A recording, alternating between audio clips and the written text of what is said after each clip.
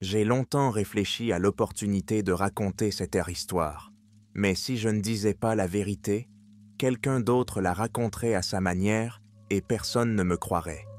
J'étais trop proche pour ne pas savoir ce qui se passait vraiment au Vatican et ce que nous avons tous vu. Vous pensez probablement que je suis fou, mais écoutez-moi. J'étais avec le pape François lorsqu'il a ouvert les portes royales que tout le monde croyait être un mythe. Ces portes, cachées au plus profond des donjons du Vatican, ont toujours été le symbole du passage vers l'inconnu. Personne n'a jamais osé l'ouvrir, car on savait qu'il s'agissait non seulement d'un secret, mais aussi d'une malédiction. Mais, comme toujours, quelqu'un a pris le risque. Et ce fut le pape François. J'ai travaillé au Vatican pendant de nombreuses années. J'ai servi sa sainteté. J'étais au courant de toutes ces rumeurs étranges, sur les rites anciens, sur les rituels noirs qui se déroulent dans les coins les plus sombres du Saint-Siège. Mais je n'aurais jamais pu imaginer qu'il ne s'agissait pas que d'histoire, jusqu'à ce que je me retrouve là, dans le donjon, au cœur même de ces événements les plus mystérieux. Ce jour-là a commencé comme un jour ordinaire. Nous nous préparions pour la messe, tout était comme d'habitude. Mais lorsque le pape François est monté sur l'autel, quelque chose a changé dans son regard. Je l'ai vu s'assombrir un instant, comme si son corps était devenu étranger et son regard n'était plus humain. Nous l'avons tous remarqué en même temps, mais personne n'a osé dire quoi que ce soit. Il nous a tous convoqués. Il a donné l'ordre d'ouvrir la porte ancienne, et quand j'étais à l'intérieur, je pouvais le sentir, l'odeur de quelque chose d'ancien et de mort. Il nous a conduits de plus en plus profondément dans le donjon. Je n'en ai pas cru mes yeux lorsque les portes royales sont apparues devant nous. Ces portes, couvertes de poussière et de toiles d'araignée, étaient autrefois le symbole d'un savoir secret. Lorsqu'elles se sont ouvertes, j'ai entendu quelque chose dont je me souviendrai toute ma vie, les pleurs d'un enfant. Mais ce n'était pas un cri ordinaire, c'était quelque chose d'étrange, d'anormal. C'était un son qui ne pouvait provenir d'une personne vivante. C'est alors que j'ai compris. Ces pleurs n'étaient pas seulement un son, c'était un appel. Les portes avaient été ouvertes, et ce que nous avons réveillé était terrible. Je sentais que chaque pas devenait plus lourd. Les pleurs continuaient, et plus nous nous rapprochions de ces portes, plus le froid devenait intense, un froid inexplicable. Ce n'était pas seulement une baisse de température, c'était une sensation comme si l'air lui-même était devenu lourd, comme l'humidité avant un orage. Je savais que nous approchions de quelque chose qui ne pouvait être vu ou réalisé. Quelque chose n'allait pas, et je n'arrivais pas à savoir ce que c'était. Le pape François nous a conduits de plus en plus loin dans les profondeurs du donjon. Il avançait, mais son visage était de plus en plus artificiel. Je voyais ses yeux devenir différents de ceux d'un être humain. Ils étaient froids et profonds, comme des abîmes dont on ne peut s'échapper. Il marchait sans prêter attention à ceux qui l'entouraient. Il se déplaçait simplement comme un homme marchant vers sa mort. Lorsque nous avons atteint la porte qui donnait sur le hall, j'ai vu que de mystérieux symboles avaient commencé à y apparaître. Ils ont commencé à briller d'une faible lumière rouge, comme si la porte elle-même était vivante. Ce n'était pas seulement une porte, c'était un passage vers une autre dimension. J'ai senti que quelque chose en moi résistait. Je savais que si nous ouvrions cette porte, tout changerait. Pas seulement pour nous, mais pour le monde entier. Le pape François s'est arrêté devant la porte et, sans dire un mot, a levé les mains. Je savais qu'il allait faire quelque chose, mais ce qui s'est passé ensuite, je n'aurais pas pu le prévoir. Une fumée noire a commencé à s'accumuler autour de lui et a envahi toute la salle. Cette fumée était vivante. Elle bougeait comme si quelque chose d'invisible se déplaçait en elle. Puis le pape François a prononcé des paroles. Je ne sais pas quels étaient ces mots, mais ils ne ressemblaient pas à un langage ordinaire. C'était quelque chose qu'aucun d'entre nous ne pouvait comprendre. Mais j'ai senti un déclic en moi. Quelque chose avait changé. C'était comme si j'étais dans une sorte de transe hypnotique. Et soudain, comme si quelqu'un avait appuyé sur un interrupteur, la porte s'est ouverte. J'ai vu ce qu'il y avait là. Mais ce que j'ai vu n'était pas à la portée des yeux humains. C'était un abîme, un espace sombre dans lequel il n'y avait pas de lumière. On ne s'entendait que d'horribles pleurs, de plus en plus forts. Ce n'était pas seulement une manifestation de douleur, c'était le cri de Lucifer lui-même, comme je l'ai compris plus tard. Oui, je ne m'étais pas trompé. Nous l'avions réveillé. Alors que je me trouvais dans cette salle, j'ai senti que mon esprit commençait à perdre de sa clarté. Tout ce qui m'entourait devenait flou et mes pensées s'embrouillaient. Je voyais des ombres apparaître autour de nous. Des ombres qui se déplaçaient d'elles-mêmes, qui n'avaient ben pas d'apparence, mais qui étaient là. C'était quelque chose d'étranger, quelque chose qui ne devrait pas exister dans notre monde. Et puis je l'ai vu. Ce n'était pas une créature, c'était quelque chose de bien plus ancien et puissant. Son visage était caché, mais je savais que c'était lui, Lucifer. Il nous regardait et ses yeux étaient vides. Mais il y avait en eux une telle froideur, une froideur cosmique, que je ne pouvais pas bouger. J'étais comme paralysé. Il savait que je l'avais vu, et c'était le moment le plus horrible de ma vie. Les pleurs se sont intensifiés. C'était son cri, son défi au monde. C'est alors que j'ai compris qu'il était là pour une raison. Il n'était pas connecté à ce monde. Il était derrière une porte derrière laquelle se cachaient des forces terribles. Il n'était qu'un signe avant-coureur de ce que nous devions savoir. Et moi, à côté du pape François, je faisais partie de cette horreur. Dès que je me suis trouvé dans cette salle, où tout était recouvert d'ombres sombres et épaisses, j'ai senti que je commençais à perdre le sens de la réalité. Tout ce qui m'entourait devenait flou, comme si je ne me trouvais pas dans un lieu physique, mais dans un espace intermédiaire entre deux mondes. J'ai essayé de me concentrer, mais mes pensées m'échappaient, et je ne comprenais pas ce qui se passait. Lucifer se tenait devant nous. Sa forme était à peine perceptible dans l'obscurité, mais je sentais sa présence imprégner chaque cellule de mon corps. Il était partout et nulle part à la fois. Le pape François était toujours là. Sa silhouette se tenait directement devant la grille. Il ne bougeait pas. Il ne parlait pas. Ce n'était pas un homme. Son apparence se transformait en quelque chose d'autre, quelque chose que je ne pouvais pas comprendre, mais je savais que ce n'était pas humain. J'ai essayé de dire quelque chose, mais les mots n'arrivaient pas à sortir de ma poitrine. C'était comme si je ne pouvais pas respirer, comme si l'air de cet endroit était empoisonné. À ce moment-là, j'ai compris que tout ce que j'avais vu auparavant n'était qu'un petit fragment d'un immense et terrible tableau. Le pape François n'était pas ce qu'il semblait être. Il faisait partie de quelque chose de bien plus grand et de bien plus sinistre que je n'aurais pu l'imaginer.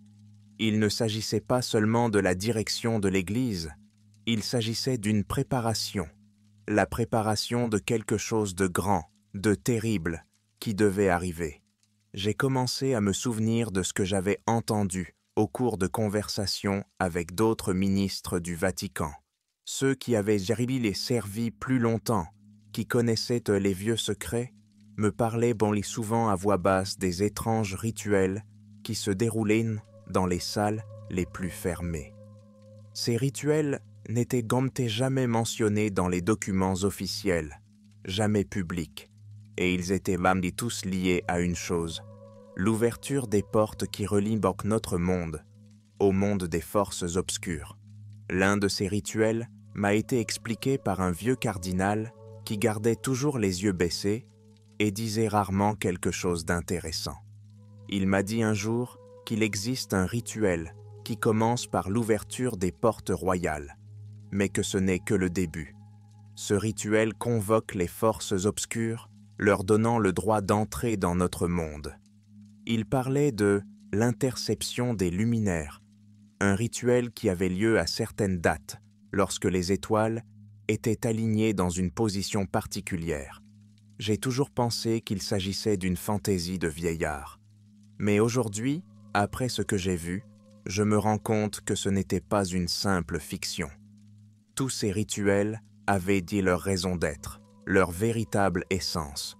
Le pape François les a accomplis sans regarder en arrière, sans penser aux conséquences. Il savait que ses pouvoirs étaient trop grands pour de simples mortels, mais il a quand même ouvert la porte. Lorsque je suis rentré dans ma chambre, essayant de reprendre mes esprits après tout ce qui s'était passé, je n'ai pas pu me débarrasser du sentiment que quelqu'un m'observait. Et à ce moment-là, je me suis souvenu d'une conversation que j'avais eue avec l'un de mes frères. Il était un peu plus jeune que moi, mais lui aussi avait travaillé longtemps au Vatican. C'est lui qui a commencé à me parler de ce rituel de interception du luminaire, de ces forces obscures qui étaient censées occuper notre monde. Il a dit que le pape François n'était pas seulement un homme, mais un réceptacle pour ces forces, dont il était le canal, consciemment ou non. Il a appelé cela le retour de la fausse étoile, ce qui signifie que notre réalité allait être consumée par une nouvelle ombre qui avait été rejetée.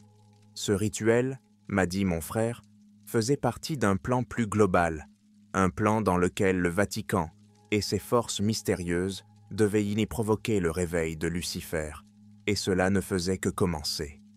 Le travail du pape était simple, contenir son pouvoir, lui permettre seulement d'apparaître dans notre monde, mais ne pas libérer toute sa puissance. Cependant, l'ouverture de la porte a été un signal pour Lucifer. Il ne pouvait plus rester dans l'ombre. J'étais terrifié. J'ai essayé de trouver des informations, mais tout était fermé et caché. Ceux qui savaient se taisaient et ceux qui voulaient beaucoup parler disparaissaient. Et puis, au milieu de tous ces événements obscurs, j'ai réalisé qu'il y avait beaucoup plus de rituels que je n'aurais pu l'imaginer. Il y a un rituel qui sert à créer des guides entre les mondes, des personnes qui serviront le côté obscur. Ces guides peuvent être des personnes ordinaires, mais après leur acte d'initiation, leurs corps deviennent des réceptacles de pouvoir que Lucifer et ses serviteurs peuvent utiliser pour infiltrer notre monde.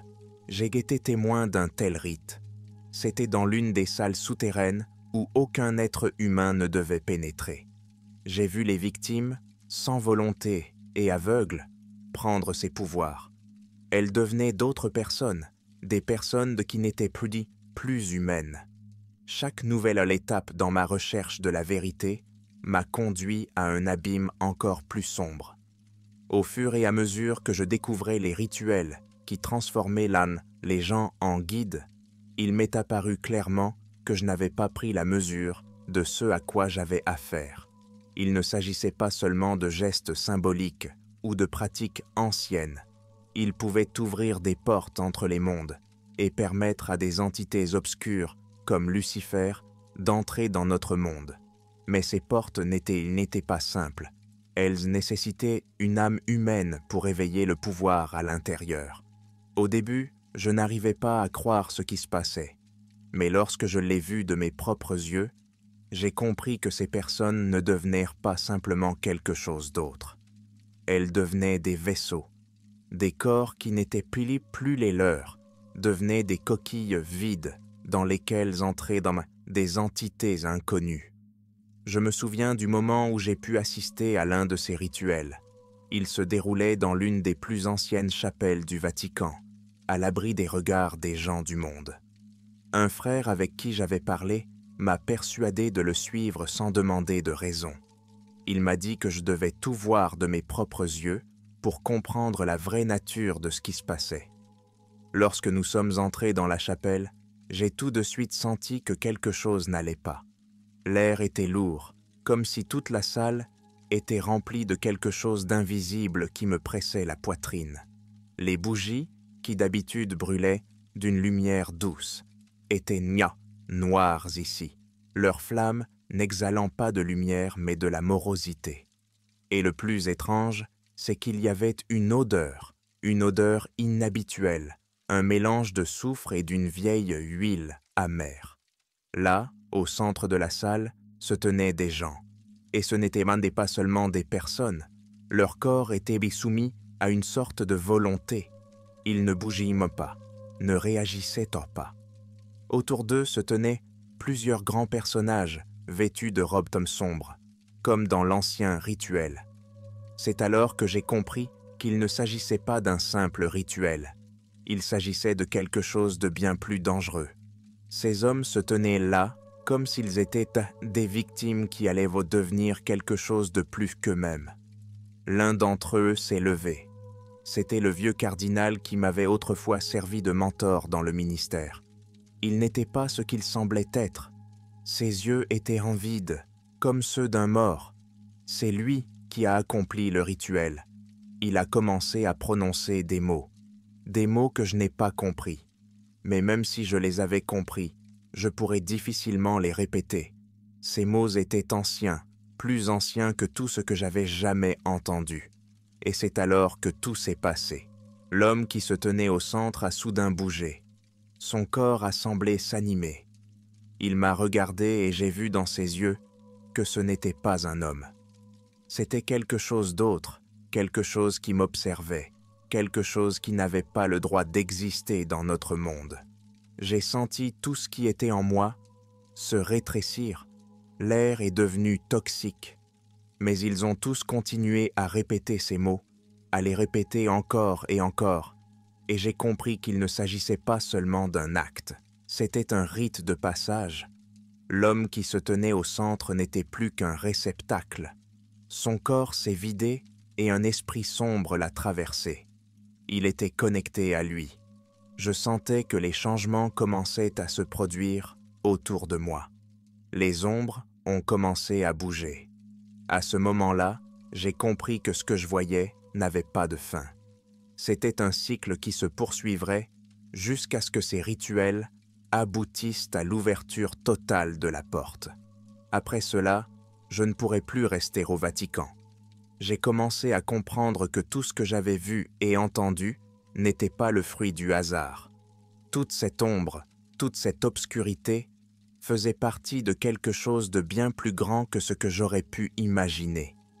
Lucifer n'était pas seulement là, il était déjà dans notre monde et, à travers ces rituels, il se préparait à reprendre son pouvoir. Le pape François, c'était désormais clair, était la clé. Il n'était pas simplement une figure sainte comme on le dépeint. Il faisait partie de ce plan, de ce qui allait se produire. C'est lui qui a ouvert les portes, qui a permis à ses forces d'entrer. Et, comme je l'ai compris, il était ce conduit. Après avoir compris la véritable nature de ce qui se passait, je ne pouvais plus rester dans l'ombre. J'ai décidé que je devais trouver un moyen d'arrêter ce cauchemar avant qu'il ne soit trop tard. Mais je me suis vite rendu compte que je faisais déjà partie d'un jeu dans lequel il n'y avait pas de place pour la victoire. Je ne pouvais pas revenir en arrière. Tout ce que je savais était désormais trop dangereux. Les forces obscures qui avaient commencé à infiltrer notre monde étaient bien plus puissantes que je n'aurais pu l'imaginer. Je sentais chaque cellule de mon corps imprégnée de cette terreur, de ce mal qui faisait désormais partie de moi. Mais je ne pouvais pas m'arrêter. Je devais comprendre ce qui se passait et, peut-être, empêcher la catastrophe qui était à ma porte. J'ai commencé à fouiller dans les archives du Vatican, à rechercher des textes et des manuscrits anciens. J'ai appris que ce pouvoir invoqué par le biais de rituels ne se limitait pas à Lucifer. Tous ces guides, qui sont devenus des outils pour les êtres obscurs, étaient liés à des forces anciennes, cachées dans le tissu même de la réalité. Ces forces ne se contentaient pas de contenir les ténèbres, elles les contrôlaient en les canalisant. Ce qui m'a le plus frappé, c'est que ces forces n'étaient pas aléatoires. Elles apparaissaient sans pas d'elles pour elles-mêmes, mais faisaient des parties d'un vaste et ancien réseau qui s'étendait sur toute la Terre. Et chaque nouveau rituel, chaque ouverture de ces portes renforçait ce réseau, reliant notre réalité à ceux qui vivaient de l'autre côté. Tout a commencé avec le pape François. Il n'était pas seulement un guide, il était un lien, une partie importante de cette ancienne machine qui travaillait à faire revivre les êtres sombres et leur pouvoir. Je sentais que plus j'apprenais, moins il me restait de temps. Mais ce qui me faisait vraiment peur, c'est que lorsque j'essayais de tout raconter aux autres, personne ne me croyait. Même mes proches, ceux qui avaient servi au Vatican aussi longtemps que moi, rejetaient mes paroles. Ils disaient que j'étais fou, que je ne savais pas de quoi je parlais. Et je me suis rendu compte que ce secret était si profond que même ceux qui le connaissaient ne pouvaient ou ne voulaient pas en parler. J'ai eu la chance de rencontrer un homme. Il participait comme moi à ces événements, mais son but était différent. Il n'était pas au service de forces obscures, mais il faisait partie de ce qui se passait au Vatican. Cet homme que j'ai rencontré dans l'une des salles les plus sombres s'est avéré être un vieil ami de mon père. Il s'appelait Benoît. Il faisait partie de ceux qui avaient étudié les rituels obscurs pour les prévenir, mais il avait lui aussi été impliqué trop tard. « Tu as de raison », m'a-t-il dit lorsque nous nous sommes rencontrés dans l'une des chambres isolées. « Mais tu n'as pas encore tout compris. Lucifer n'en est qu'une partie, et il ne sera pas le seul à revenir. » Il m'a expliqué que tout ce processus faisait partie de la prophétie. Je n'arrivais pas à y croire, mais plus il m'expliquait, plus je sentais que cela pouvait être vrai. Il a expliqué que les rituels pratiqués par le pape François n'en est pas le fruit du hasard. Ils étaient liés à certains moments de l'histoire de l'humanité, à des points où les forces du monde étaient sur le point de se croiser. Le moment où il a ouvert les portes, a poursuivi Benoît, n'était pas un simple accident. C'était le moment où toutes les forces secrètes cachées derrière tous ces millénaires pouvaient revenir dans notre monde. Et elles avaient déjà commencé à le faire. À ce moment-là, j'ai compris que tout ce que j'avais vu faisait partie d'une conspiration mondiale qui entraînait des conséquences catastrophiques pour l'ensemble de l'humanité. J'ai compris que je ne pouvais pas m'en sortir seul. Et si je voulais arrêter ce qui avait été éveillé, je devais en apprendre plus sur les rituels, plus sur la façon dont ces pouvoirs pouvaient être aiguisés. J'ai commencé à chercher une issue, mais à ce moment-là, j'ai compris que sortir de ce cauchemar allait être beaucoup plus difficile que je ne le pensais. Et le pire, c'est que j'étais déjà trop près du centre de ce réseau pour revenir en arrière. Après ma conversation avec Bénédicte, j'ai senti que je perdais lentement le contrôle. Les connaissances que je recevais n'étaient pas seulement dérangeantes, elles étaient dévastatrices. Je ne pouvais plus regarder le monde comme avant. Tout ce que je croyais réel et normal me paraissait désormais une illusion, cachant une horreur inimaginable. J'ai compris que je ne pouvais pas lutter seul, mais je savais aussi que si je révélais la vérité à d'autres, je m'exposerais à un risque encore plus grand. Benoît m'a dit que le pape François n'était pas le premier à tenter ce rite. La prophétie qu'il a mentionnée était ancienne. Elle remontait aux époques les plus sombres de l'histoire de l'humanité. Des rituels visant à ouvrir la porte avaient été accomplis à de nombreuses reprises, mais n'avaient jamais atteint leur but jusqu'à ce que le pape François s'engage sur la voie de ce plus grand sacrifice. Il est devenu la clé de la porte par laquelle les ténèbres pouvaient revenir dans notre monde. Tout ce que je savais sur le pape s'est avéré être un mensonge. Sa mission n'était pas de sauver le monde, mais de le détruire.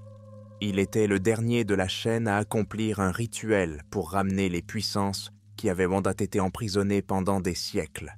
Et maintenant que les portes étaient ouvertes, elles commençaient à faire irruption dans notre monde.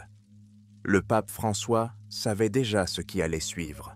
Son rôle spirituel, semblait-il, n'était qu'une façade cachant son véritable objectif. Il était un homme entre deux mondes, et maintenant que les portes étaient ouvertes, il était prêt à donner son âme pour que ce mal revienne. Mais même s'il n'était pas prêt, il était déjà trop tard. Ses forces exigeaient un retour.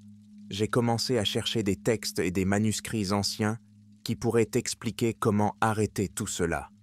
Mais les réponses, comme toujours, étaient cachées. Le seul moyen d'aiguiser à nouveau les pouvoirs était un dernier rituel, accompli au moment d'une éclipse solaire totale. Ce n'est qu'à ce moment-là que la porte qui avait été ouverte pourrait être refermée. Cependant, je savais que personne ne vivrait pour voir ce moment si je ne le faisais pas plus tôt. Chaque jour, je sentais que le monde changeait. Les gens devenaient différents. Je voyais l'étincelle d'humanité disparaître dans leurs yeux. Une ombre germait dans leur âme, comme des racines entrelacées pénétrant dans le sol. Le Lucifer que nous avions réveillé n'était que le premier signe des choses à venir. Il m'est apparu clairement que le pape François n'était plus l'homme que l'on croyait. Il était un outil utilisé pour perturber l'ordre. Il n'était pas seulement un conduit, mais une clé qui tenait toute une chaîne d'événements prêts à provoquer l'effondrement total de tout ce que nous avions connu. J'étais sur le point de comprendre quand j'ai reçu l'une des plus terribles nouvelles qui soignent. Elle est arrivée dans la nuit. Un message de Benoît. Il disait que le pape François allait procéder à un nouveau rituel. Cette fois-ci, non pas pour ouvrir la porte, mais pour subjuguer complètement les ténèbres en réveillant les restes des anciens êtres qui habitaient dans les coins les plus profonds du monde. Je savais que si ce rituel avait lieu, tout changerait. Les gens qui étaient autrefois de simples outils deviendraient des esclaves des forces obscures. Ceux qui resteraient seraient tellement possédés qu'ils oublieraient ni ce qu'est l'humanité. Je ne pouvais pas laisser faire cela. À ce moment-là, j'ai compris que je ne pouvais plus faire confiance à personne d'autre qu'à moi-même. Je devais agir, et le plus tôt serait le mieux. Le temps était compté, et chaque jour qui passait voyait la force se rapprocher. Je savais que le temps était compté, et que je ne pouvais plus rester dans l'ombre à attendre la fin. Le rituel que le pape François devait accomplir était en route. Il était prêt pour l'étape finale, et si je ne l'arrêtais pas, c'était fini. Lucifer et tous ses serviteurs entreraient dans notre monde, et il n'y aurait pas de retour en arrière possible. Ce n'était pas seulement la destruction, c'était la fin de l'humanité, la fin de tout ce que nous connaissions. Je ne pouvais pas laisser faire cela. Cette nuit-là, je me suis rendu dans les profondeurs du Vatican. Le pape François, comme promis, se préparait à son dernier rituel. Il se tenait devant les mêmes portes royales que celles que nous avions ouvertes. Il n'y avait plus rien d'humain dans ses yeux. Il était devenu ce qu'il devait être. Il était prêt à donner son âme pour guider ce mal vers notre monde. Je me suis approché en essayant de rester dans l'ombre. Tout autour de moi était aussi froid que lorsque nous avons ouvert la porte pour la première fois. Mais maintenant, ce n'était pas seulement du froid. J'avais l'impression que la réalité elle-même était sur le point de s'effondrer. J'ai vu que le pape François, malgré tous ses efforts, n'était qu'un pion dans ce jeu. Il n'avait aucun contrôle sur les forces qu'il libérait. Il n'était qu'un canal, et ses forces l'utilisaient à leur propre fin. Alors qu'il commençait à réciter les mots du rituel, j'ai réalisé que le temps me manquait. Je devais l'arrêter avant qu'il ne soit trop tard. Le temps jouait contre moi. J'ai compris que le seul moyen de les emprisonner à nouveau était d'utiliser le rituel que j'avais trouvé dans les vieux textes. Il était ancien et dangereux, mais c'était le seul qui pouvait tout ramener. Je me suis précipité, rompant le silence. Le pape François s'est retourné et ses yeux, remplis de ténèbres, ont rencontré les miens. Il savait que j'étais venu, mais il n'a rien dit. Il ne pouvait pas. Il n'était plus humain. Il ne connaissait pas la peur. J'ai pris l'ancien artefact qui faisait partie du rituel et j'ai commencé à prononcer mes paroles. C'était la dernière chance. Une force a commencé à se rassembler autour de nous. Elle était sombre et puissante, mais j'ai continué. À ce moment-là, j'ai senti que les ténèbres essayaient de se libérer, qu'elles brisaient la réalité, qu'elles essayaient de tout engloutir. Mais je savais que je devais continuer. Et puis, au moment le plus critique, quelque chose d'impossible s'est produit. J'ai senti le pape François se retourner brusquement, et son corps s'est mis à dégager une énergie insupportable. C'était une puissance que je ne pouvais pas gérer. Il n'était pas seulement l'instrument des ténèbres, il en était la source. Et à ce moment-là, j'ai compris que je ne pourrais pas l'arrêter. À cette seconde, les portes ont commencé à se fermer. Elles ont commencé à se resserrer, mais pas complètement. Quelque chose essayait de les franchir, quelque chose de grand et d'ancien. J'ai vu l'ombre de Lucifer s'élever, quelque chose d'invisible sortir des vides obscurs et remplir tout l'espace autour de lui. Mais à ce moment-là, j'ai senti que je pouvais faire un pas de plus. Avec un rituel qui était ma seule chance de victoire, j'ai crié, et à chaque mot, ce monde a commencé à s'effondrer. Le portail a commencé à se rétrécir et les forces obscures ont commencé à reculer, essayant de tenir bon.